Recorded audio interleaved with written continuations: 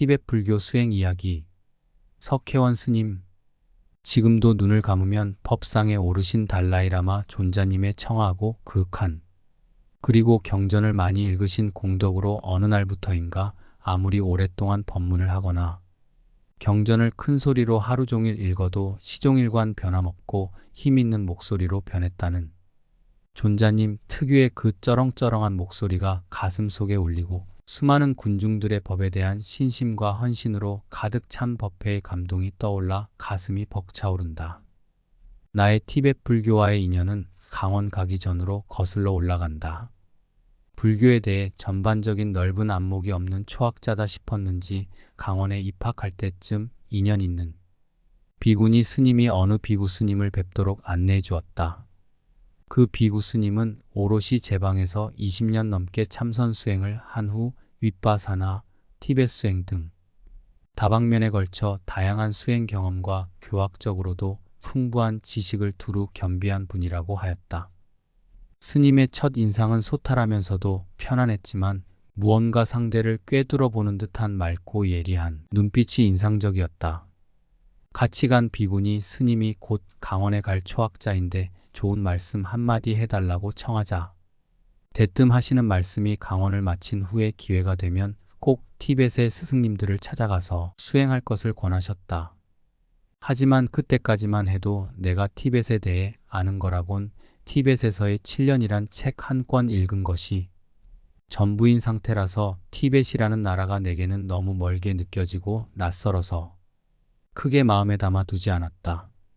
다만 티벳에는 평생을 동굴 수행이나 무문관 수행 등을 통해 크게 성취한 분들이 많고 내가 티베트 불교에 대해 유일하게 아는 티벳을 대표하는 스승 달라이라마처럼 원력으로 환생하신 분이 한 분이 아니고 수없이 많다는 말씀이 내 마음을 설레게 했다. 그런 스승님들을 뵙고 가르침을 받고 싶다는 생각은 간절했지만 그 당시엔 너무 요원해 보이는 꿈과 같았다. 그리고는 정신없이 흘러가는 강원 4년과 유런 2년을 보내는 동안 잊고 지냈다. 하지만 그 스님은 일찍이 나와 티베트 스승님들 간의 인연의 고리를 보았는가 보다. 복령사 금강유런 졸업을 앞둔 마지막 여름방학에 말로만 듣던 티베트 불교를 대표하는 스승님들 몇 분을 직접 뵐 수 있는 기회가 행운처럼 찾아왔다.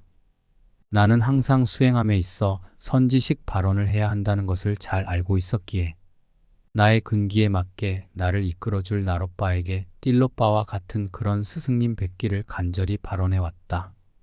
그런데 그 여행에서 그런 스승님을 만날 것 같다는 뭔지 모를 기대감이 나를 사로잡았다. 누군가를 처음 만났을 때 저 가슴 밑바닥에서부터 뜨거운 눈물이 치고 올라오는 것은 숙세에 맺은 스승님과 만나거나 천생연분인 인연을 만났을 때라고 하던가 정말 그 여행에서 그 누구에게도 마음 다해 진정으로 숙여지지 않던 내 마음을 말 한마디 하지 않고도 서로의 눈빛이 교환되는 순간 순한 양처럼 나를 조복시키고 울컥 저 가슴 밑바닥에서부터 뜨거운 무엇이 올라오면서 주체할 수 없는 눈물이 하염없이 쏟아지게 하는 그런 스승님을 만났다.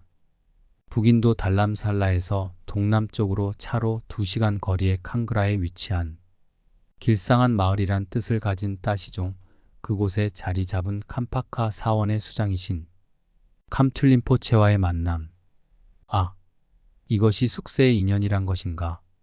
비록 이 생에 나의 전부를 바쳐 의지할 수 있는 스승님을 갈구했지만 언어도 통하지 않고 환경도 낯선 이런 인도에 와서 말로만 듣던 그런 가슴 떨리는 스승 인연을 만나다니 믿기지 않을 정도로 기뻤지만 한편으론 환생을 하셨다고는 하나 나보다 나이도 어린 눈앞의 스승님을 어떻게 받아들여야 할지 그리고 이렇게 짧은 순간에 일어난 반응을 얼마만큼 신뢰해야 할지 이런저런 혼란스럽고 의심스런 마음이 스승님에 대하여 분별심을 내게 하여 스승님한테 마음을 여는 것을 방해했다.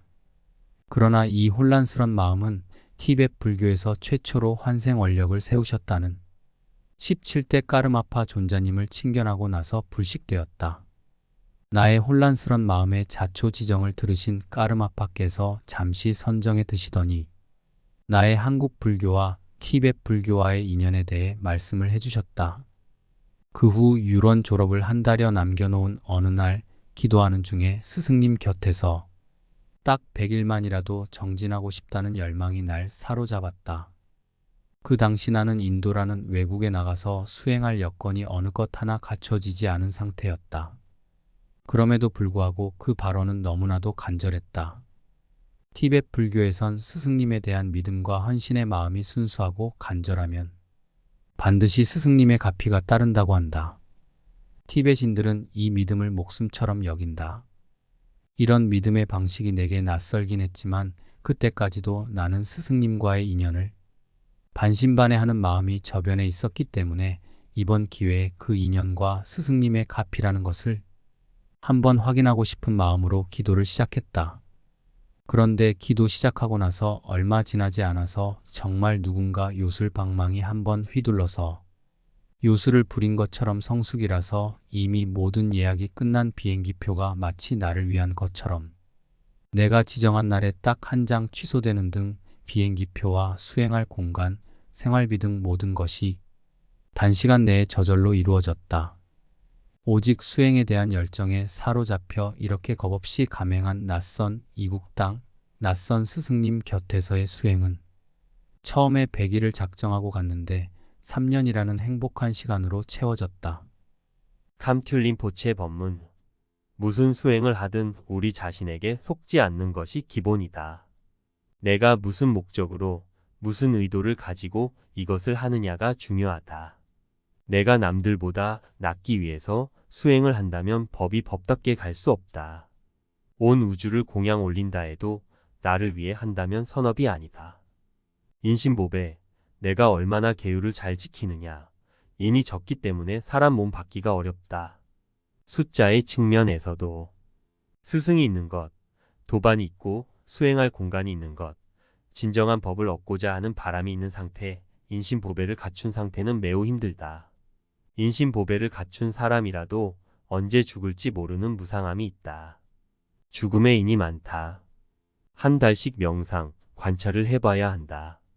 4가지 분야를 한 달씩 생각하며 사가행을 해야 한다. 사가행의 공덕, 체험 맛을 느낄 수 있다. 수행을 할 때는 어려워도 밀고 나가는 힘이 필요하다. 존재하고 있는 실체가 무상하구나. 마음이 저절로 법으로 갈 때, 저절로 정진이 되어질 때 예비 사가행이 이거지는 증거다. 가장 좋은 생각은 모든 것이 무상하다는 것을 아는 것, 변화 그 자체라는 것, 수행 방편 중 가장 좋은 것은 무상함을 아는 것이다. 이 순간 할 수 있는 좋은 일을 하고 법에 안착하면 죽음이 언제 와도 고요해질 수 있다. 일으킨 생각들에 집착하고 있는 것, 변한다는 것을 모르면 고통이 된다. 떨어지는 행복, 바뀔 수 있는 행복에서 벗어나는 것, 집착과 습기를 버려야 한다. 힘 있는 불법승 삼보님께 의지해야 가능하다. 자기가 힘이 없는 줄 알아야 확실히 의지가 된다. 부처님 상제 복과 덕을 쌓은 분, 진정한 법의 실체를 보시고 자량을 쌓았고 악업을 정화하신 분, 힘 있는 부처님께 의지해야 하지만 스스로 가야 한다. 의지하고 청을 하되 철저하게 법을 법답게 자기가 알아서 가야 한다. 같이 가는 도반들과 선지식이 법의 공덕이 일어나게 만들어주는 사람들이다. 자기 스스로 생각해서는 끊임없이 오류를 범한다. 제대로 귀의를 하면 슬픈 마음이 일어난다. 애틋한 마음에 빠져서는 안 된다. 나 혼자 자유롭게 되는 것은 독각, 우리 모두는 연결되어 있다. 부처가 되어야 한다. 중생 모두가 행복해져야 나도 행복해진다. 모든 중생을 위한다는 보리심이 있음으로 인해 우리 마음의 뿌리가 튼튼해진다. 일반적인 예비 수행으로 마음을 정화해야 한다. 특별한 수행, 밀승만의 수행. 생기차제의 관상, 원만차제 내가 부처의 머무름. 대배, 금강살타, 만다라 공양, 구루요가. 절수행은 귀의 삼보님의 힘을 받아 쓸 수 있는 방법이다. 마음으로 관상하고 입으로 진언한다. 몸과 말과 마음이 산만하지 않게 하고 내 업이 찰나에 녹을 수 있다는 확신을 가지고 나를 수행자의 몸으로 관상을 하고 본 모습이 그러하다. 모든 불보살님들의 가피력이 들어오는 원리는 어린아이가 울며 청하는 것으로 들어온다. 청하는 양만큼 들어온다. 집중적으로 청원을 해서 수행한다. 금강살타 수행하면 악업을 정화할 수 있다. 절도 악업을 정화할 수 있지만 밀승의 특별한 방법이 금강살타 수행이다. 무명과 번뇌가 따라오면 악업을 짓게 된다. 관정, 계 등을 받은 사람은 지켜야 할 법칙이 있다. 이를 어기면 악업이 많아지고 허물이 생기고 일이 안 되고 마음이 불편해지고 지옥에 가게 된다. 그 악업 정화 방법이 금강살타 수행이다. 진업만 한다고 업이 녹는 것이 아니다. 녹을 수 없는 악업은 없다.